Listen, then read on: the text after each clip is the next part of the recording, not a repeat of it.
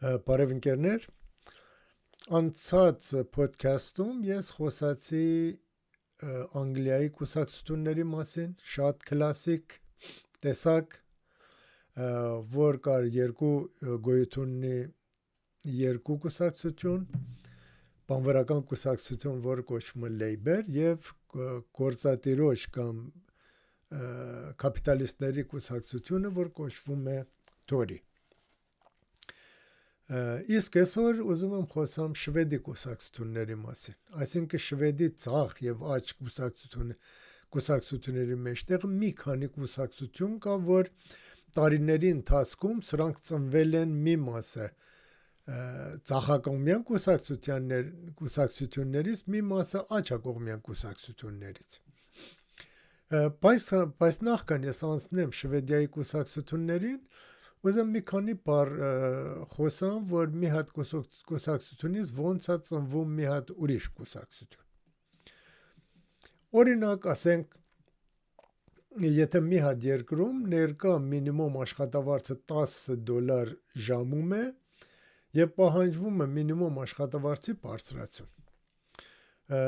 Այս երկրում, ասենք, գոյություն ունի երկու հատ կուսակցություն, բանվորական կուսակցություն եւ գործատերների կուսակցություն։ Ուրեմն այստեղ պարզ է, բանվորները $18 են ուզում ժամը, ամենածախակողմյան բանվորները, իսկ ավելի մոդերատ կուսակցության անդամները ասում են, որ $14 հերիք է, որովհետև իրանց արգումենտ դա է, որ եթե $18 մենք պահանջենք, գործատերերը արդեն կսկսեն գործավորներին աշխատանքից դուրս անել, որ իրանց ծախսը պակսի։ Իսկ կապիտալիստների կուսակցությունում ընդրանք ինչ շատ աչ են, ասում են 10 ռուբլ ոչ մի ավելացում, մենք այդքան փող չունենք, որ ավելացնենք, իսկ ավելի ծախակողմյան նույն կուսակցության ներս ասում են $12 էլ ընդունելի է, որ ավելացնենք։ Հիմա եթե ասենք, որ ամեն մեկը 1000 հատ անդամ ունեն եւ 800 անդամը ասում են, որ 16-ից 18, որտեղ այստեղ այսինքն 800 անդամը գտնվում են այստեղ։ Իսկ 200 անդամը ասում են 15-ից 14 դոլար։ Ուրեմն, եթե նման հարցեր նորից առաջ եկավ, այսինքն մի հատ հարց չի, մի հատ, երկու հատ, 10 հատ, սենց բաներ շատ է գալիս պետության ներսը կամ պարլամենտի ներսը, ուրեմն այս մասը, այսինքն այս 200 հոգին, արդեն տեսնում են, որ իրանց ձայնը տեղ չի հասնում, որովհետև միշտ գերակշիռ մասը այս մասում է։ Ուրեմն այս մասի ժողովուրդը առանձնանում են եւ մի հատ նոր կուսակցություն ալում, նորից բանվորական կուսակցությունն է, այստեղ չսխալվեք։ Նույնիսկ կարող է նույնիսկ սրանք անցնեն այս մեկողը, արդեն լեն աչակողմյան կուսակցություն, բայց դեպի կենտրոն կամ դեպի ծախ կողմ, ասենք դեպի ծախ վալանգը։ Ուրեմն, ասենք 800 հոգին, այդ 1000 հոգուց կուսակցության, ասում են 18, այսինքն շատ ծախերն ասում են $18, քիչ ծախերը ասում են, որ $16 ամեն ժամը։ Իսկ սրանք, որ այսինքն բաժանվել են կուսակցությունից, ասում են 15-ից $14, այսինքն ծախ մասն ասում է $15, իսկ ավելի աջ մասն ասում է $14։ Նույն բանը կարող է պատահի այս մեկ կուսակցության հետ։ Ուրեմն այստեղ առաջից ասում են 10-ից 12 ամեն ժամը չենք կարող ավելացնել։ Այստեղ էլ կա մեծամասնությունը, որ ասում են 10-ից 11 մենք ավել չենք ավելացնի։ Իսկ մարդիկ կան այս մեկողը, ասենք այստեղ էլ 1000 հոգի են, ասենք 200 հոգին ասում են, որ 11-ից մինչև $12 էլ ընդունելի է մեր համար, որ ավելացնենք աշխատավարձը ամեն ժամվա մեջ։ Ուրեմն այս մարդիկ էլ,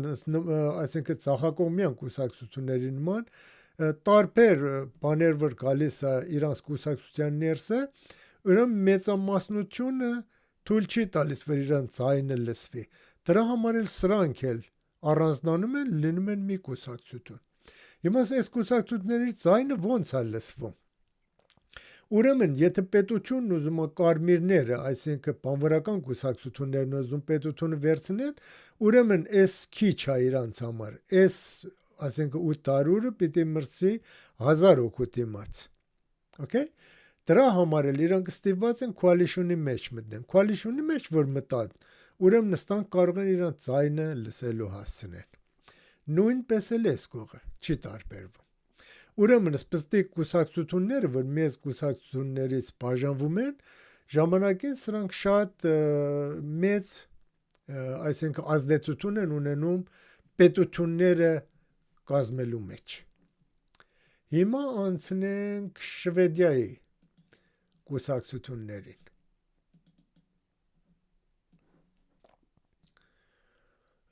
Ուրեմն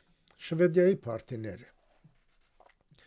երկար տարիներ առաջ, 30-40 տարի առաջ Շվեդիայում գոյություն ուներ կոմունիստական պարտի, գոյություն ուներ սոցիալ-դեմոկրատական պարտի, ստեղ կենտրոնում գտնվում էր հողագործների կուսակցությունը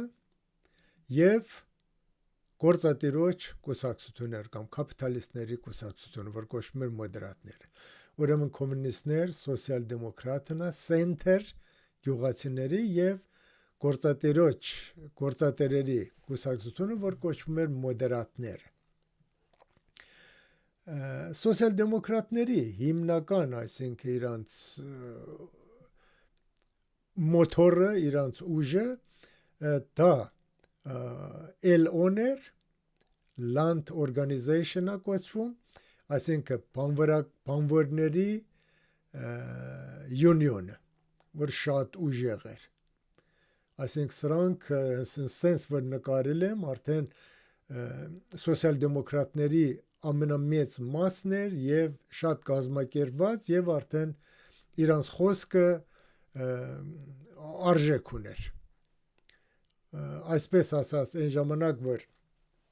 այսինքն վերջի տարիներին, որ ես ապրում էի, այսինքն այս 30-35 տարի առաջ, LO-ի շեֆը, երբ որ տելևիզիոնից ուզում էր խոսար, բոլոր ուշադիր լսում էին։ Իր ասածը հենց համարյա նույնքան արժեք ուներ, ինչ որ վարչապետի խոսքը։ Ուրեմն, մի առժամանակ հետո արդեն կոմունիստները երկու մասի բաժանվեցին, մի մասը էքստրեմ ցախ, որ կոչվում էր APK, Arbetar Party Kommunistna, բանվորների կոմունիստական կուսակցություն, որ սրանք հիմնականում ապրում են Շվեդիայի շատ հյուսիսային քաղաքներում եւ իրանք համարյա սովետական միության կողմնակից կոմունիստական պարտի էին։ Իսկ այս մի մասը եղավ Venstre Party Kommunistna, այսինքն ցախակոմյան կոմունիստական պարտի։ Եվ սոցիալ-դեմոկրատներից բաժանվեց մի հատ խումբ, որ հայտնվեց մեջտեղից դեպի աջ, որ կոչվում էր Folk Party, այսինքն ժողովրդական կուսակցություն, որ հետո անունը փոխեցին, դրեցին լիբերալները մի քանի տարի առաջ։ LO-ն նույնպես ուժեղ եւ աջ կողը արդեն մոդերատներն են, որ արդեն որովհետև բոլորի գումարը լինում է Շվեդիայի ժողովրդի քանակը, որ սրանց այսինքն ցայն են տալիս։ Երբ որ ցախ կողը մեծանում են, աջ կողը արդեն փոքրանում է։ Այսպիսով հետագայում մոդերատներից էլ, այսինքն իրանց ցախ ֆալանգը փոկվեցին, որը կոչվեց քրիստոնյա դեմոկրատականներ, եղել իր համար մի հատ կուսակցություն։ Ծնվեց մի նոր կուսակցություն, կանաչների կուսակցությունը, որ կոչվում է Միլիո Party, եւ ինչպես որ տեսնում եք, արդեն սոցիալ-դեմոկրատները շարժվել են, ավելի են շարժվել գաղափարապես դեպի աջ։ Այսինքն մի շարք գործեր, որ ստեղ սոցիալ-դեմոկրատները չին անի, հիմա արդեն իրանք անում են։ գաղափարապես մի քիչ տարբերվել են։ Դա էլ գալիս է երկրի վիճակից, էկոնոմիայի վիճակից, աշխատողները ինչքան աշխատող կա, ուրեմն եթե տեսնում եք, այստեղ L-on արդեն փոքրացել են, որտեղ մի շարք ֆաբրիկներ Շվեդիան թողեցին։ Եվ բանվորների թիվը պակսեց։ VPK-ն արդեն Venstre Party կոմունիստները, սրանք էլ շարժվում են դեպի աջ, այսինքն իրանց գաղափարախոսությունը փոխվում է ժամանակի ընթացքում։ Հետո գալիս է 1991 թիվը։ 1991 թիվը, այսինքն սովետական միության փլուզումը շատ մեծ ազդեցություն դրեց եվրոպական երկրների վրա, իրանց կուսակցությունների վրա, դեմոկրատիայի վրա, ամեն ինչի վրա, այսինքն սովետի փլուզումը ազդեց։ Այնպես որ արդեն Venstre Party կոմունիստները, որ կոչվում էր ցախակոմյան կոմունիստական պարտի, իրանց անունը փոխեցին, դրեցին ցախակոմյան պարտի։ Ուղղակի, այսինքն մի քիչ հեգնանքով ասեմ, ամեն անգամ որ սրանք Պարտին անունը փոխում է, ոնց որ դու Ավգուստ ունես, ամեն հյուր որ գալիս է, մի քիչ ջուր ես լցնում վրան։ Հիմա եթե նայում եք մեկս Venstre Party-ն, որ առաջ ստեղ էր գտնվում, հիմա արդեն գտնվում է նույն տեղը, որ տարիներ առաջ սոցիալ-դեմոկրատներն են գտնվում։ Այսինքն սրանն էլ չի լիացել կոմունիստական պարտի, այս արդեն դարձել է սոցիալ-դեմոկրատներ, բայց սոցիալ-դեմոկրատներից հեռու է։ L-on արդեն սովետական միության փլուզումից հետո շվեդացիք արդեն վստահություն ձեռք բերեցին, իրանց ֆաբրիկներ տարան պրիբալտիկան, առաջ պրիբալտիկյան երկրներում, որտեղ աշխատավարձը ցած էր, հետո տեղափոխեցին Լեհաստան, մի քանի տարի այնտեղ եղան, հետո արդեն տեղափոխեցին Չինաստան։ Եվ որովհետև ֆաբրիկները փակվում է, արդեն L-on էլ բանվորներն էլ փոքրանում են։ Եվ բանվորական յունիոնի ուժն էլ պակսում է։ Միլիոպարտին մեծացավ տարիների ընթացքում, իսկ հետաքրքիրը, որ մոդերատներից իրանց աջ կողից մի ֆալանգ ջգվեց, որը կոչվեցին Սվարիե դեմոկրատ, ասենք Շվեդիայի դեմոկրատական կուսակցությունը, որ սրանք շատ աչակամյան կուսակցություն են, եւ եթե ուշնի իրան ծերը, ինչ դեմոկրատիա, ինչ բան։ Ուրեմն, այսինքն նախնական տարիներին 5 տարի, 10 տարի սկզբնական սովետական փլուզումից հետո, այսինքն սենց ձևակերպվեց։ Հետագայում արդեն Venstre Party-ն ավելի եկավ դեպի աջ, արդեն Venstre Party-ն, ասենք կոմունիստները իրանք արդեն հետագան Venstre Party-ն եկավ դեպի աջ, արդեն կոմունիստները ընդունում են, որ դպրոցները սեփականացնեն կամ մի շարք բաներ, որ ընդհանրապես այստեղ խոսք չկար մասին, արդեն իրանք ընդունում են այդ L-on ավելի է փոքրացել, սոցիալ-դեմոկրատներն արդեն կեսից անցել են դեպի աջ, այսինքն էլ արդեն գաղափարական են հին սոցիալ-դեմոկրատները չեն, ամեն ինչ թույլատրելի է իրանց համար, նույնիսկ դպրոցները սեփականացնել, դպրոցները բժշկություն, ամեն ինչը, տրանսպորտ, ամեն ինչը արդեն Անգլիայի նման ծախեցին սեփական ընկերություններին։ Իսկ մոդերատներն ավելի են փոքրացել, դիմացը Սվարիե դեմոկրատներն են մեծացել։ Հիմա արդեն սրանք որոշիչ դեր են խաղում պետության մեջ, արդեն 20% են եղել։ Իրանք պետության մեջ չեն, բայց իրանք ծրագրերը պետությունները կատարում են։ Եվ անցած անգամ իմ ոդքասթի վերջում ասացի, որ Անգլիայում մի հատ մեջտեղում մի հատ կույտ է ստեղծվել, որ չի տարբերվում ում քվեարկես, այսինքն Labour Party-ն եւ Թորիները համարյա նույն գործն են անում, անկախ դրանից, որ ով է պետության ղեկին։ Նույն բանը կատարվել է Շվեդիայում։ Այսինքն ամենն հավաքվել են մեջտեղը, այս գիծով արդեն ես ցույց եմ տվել։ Եվ իսկականից այդքան մեծ կարևորություն չունի դու սոցիալ-դեմոկրատների ներս քվեարկում սենտրին, լիբերալներին, քրիստ դեմոկրատներին չի տարբերվում, որտեղ իրենց քաղաքականությունը արդեն գաղափարական հիմքի վրա չի եւ բոլորն էլ հավաքվել են մեջտեղը եւ արդեն ձայները պիտի իրարից խլեն, որ կարողանան ինչ-որ պետություն ստեղծեն։ Այստեղ մի հետաքրքիր բան պատահեց, այսինքն սոցիալ-դեմոկրատները, որովհետև իրանք նույնիսկ գաղափարակից են Վենստր Փարթիի հետ, բայց իրանց հետ երբեք կոալիցիոն չեն կազմում, ոնց որ թշնամիլ են իրար հետ։ Սվարի սոցիալ-դեմոկրատները միլիոպարթու հետ են կոալիցիոն կազմում եւ այս վերջի պետության ժամանակ արդեն մոդերատներն եկան գործի գլուխ եւ դրանից առաջ, այսինքն մի հատ բան է ստեղծվել, որ արդեն մենք չենք իմանում, այս պետությունը ծախա, աչա, ինչա, այսինքն գաղափարական համակարգից դուրս է եկել։ Պատճառն էլ է դա, որ բանվորները, այսինքն ինդուստրիան շվեդյան թողել է, բանվորները շատ են փոքրացել եւ այս բանվորներն հիմա ձայն են տալիս նույնիսկ մոդերատներին, որ ստեղ արդեն դա անհնարին էր։ Հիմա ձայն են տալիս մոդերատներին կամ սվարի դեմոկրատներին, որ շատ աչակողմյան партия է,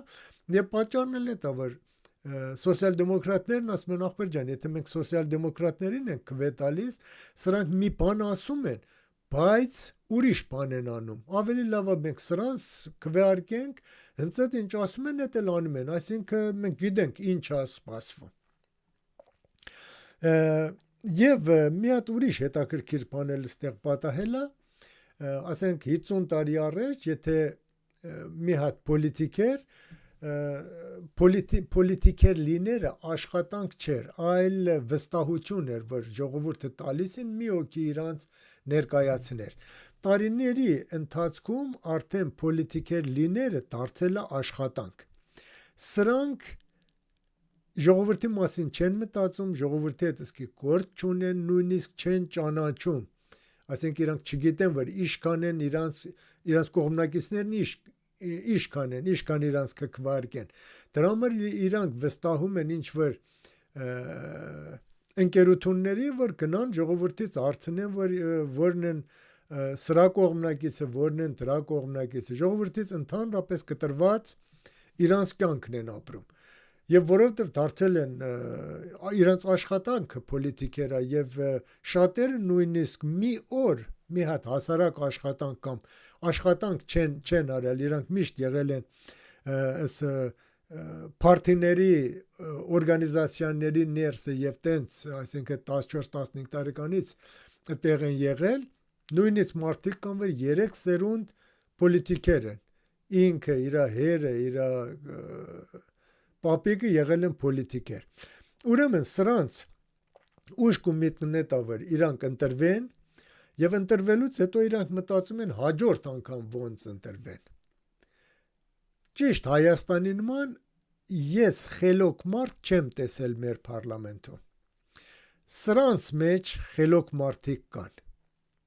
Բայց մնացածի մեջ խելոք մարդ չկա, մեկը մեկից ապուշ են։